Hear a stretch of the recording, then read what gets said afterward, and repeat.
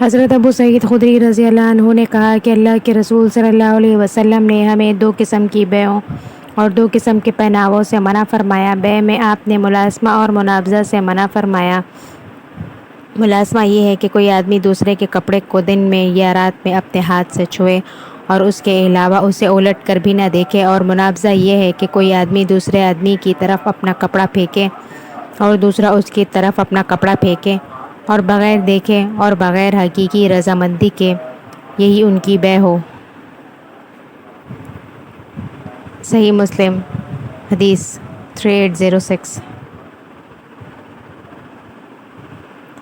حضرت ابو ہریرہ رضی اللہ عنہ سے روایت ہے کہ رسول اللہ صلی اللہ علیہ وسلم نے کنکر پھینک کر بیع کرنے اور دھوکے والی بیع سے منع فرمایا ہے۔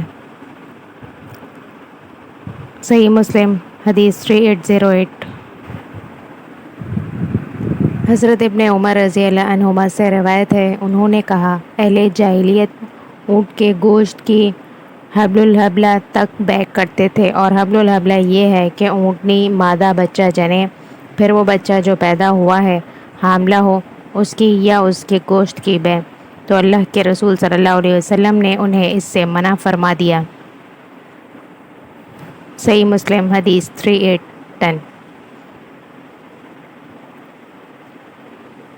حضرت ابن عمر رضی اللہ عنہما سے روایت ہے کہ آپ صلی اللہ علیہ وسلم نے فرمایا، کوئی آدمی اپنے مسلمان بھائی کی بیع پر بیع نہ کرے اور نہ اپنے مسلمان بھائی کی پیغام نکاح پر پیغام بھیجے الا یہ کہ وہ اسے اجازت دے۔ صحیح مسلم حدیث 3812۔ حضرت ابو ہریرہ رضی اللہ عنہ سے روایت ہے کہ رسول اللہ صلی اللہ علیہ وسلم نے تجارتی قافلوں کو آگے جا کر ان کے راستوں میں ملنے سے، شہری کو کسی دیہاتی کے لیے بیع کرنے سے، عورت کو اپنے مسلمان بہن کی طلاق کا مطالبہ کرنے سے، محض بھاؤ چڑھانے کے لیے قیمت لگانے سے، جانور کے تنوں میں دودھ روکنے سے، اور اپنے بھائی کے لیے کیے گئے سودے پر سودا کرنے سے منع فرمایا۔ صحیح مسلم حدیث 3816۔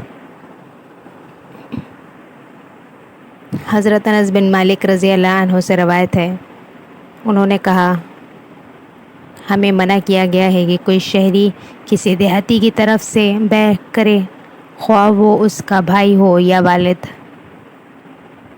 صحیح مسلم حدیث 3828۔ حضرت ابو ہریرہ رضی اللہ عنہ نے بیان کیا کہ رسول اللہ صلی اللہ علیہ وسلم نے فرمایا، جب تم میں سے کوئی دودھ روکی گئی اونٹنی یا بھیڑ یا بکری خرید لے تو اسے اس کا دودھ نکالنے کے بعد 2 باتوں کا اختیار ہے، یا تو وہ جانور لے لے ورنہ کھجور کی ایک سا سمیت اسے واپس کر دے۔ صحیح مسلم حدیث 3835۔ حضرت ابن عباس رضی اللہ عنہما سے روایت ہے، رسول اللہ صلی اللہ علیہ وسلم نے فرمایا، جس نے غلہ خریدا تو وہ اسے فروخت نہ کرے حتیٰ کہ اسے اپنے قبضے میں لے لے۔ صحیح مسلم حدیث 3838۔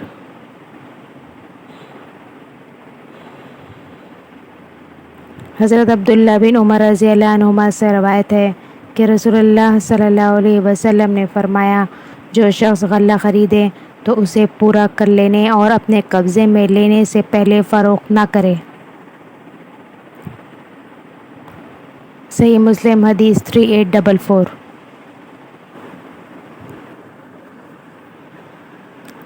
حضرت جابر بن عبداللہ رضی اللہ عنہما اس سے سنا، وہ کہہ رہے تھے، رسول اللہ صلی اللہ علیہ وسلم نے کھجور کی اس ڈھیری کو جس کا ماپ معلوم نہیں، کھجوروں کے معین ماپ کے عوض بیچنے سے منع فرمایا ہے۔ صحیح مسلم حدیث 3851۔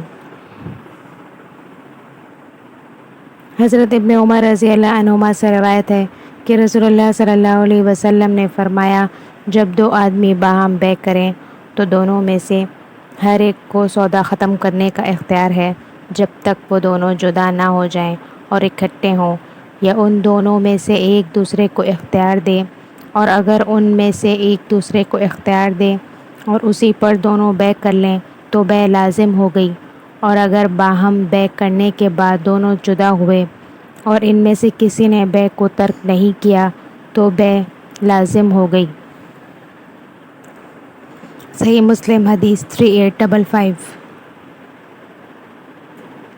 حضرت حکیم بن حزام سے روایت ہے کہ آپ صلی اللہ علیہ وسلم نے فرمایا، بے کرنے والے دونوں فریقوں کو اختیار ہے جب تک جدا نہ ہوں، اگر وہ دونوں سچ بولیں اور حقیقت کو واضح کریں تو ان کی بے میں برکت ڈالی جاتی ہے، اور اگر وہ جھوٹ بولیں اور عیب وغیرہ چھپائیں تو ان کی بے سے برکت مٹا دی جاتی ہے۔ صحیح مسلم حدیث 3858۔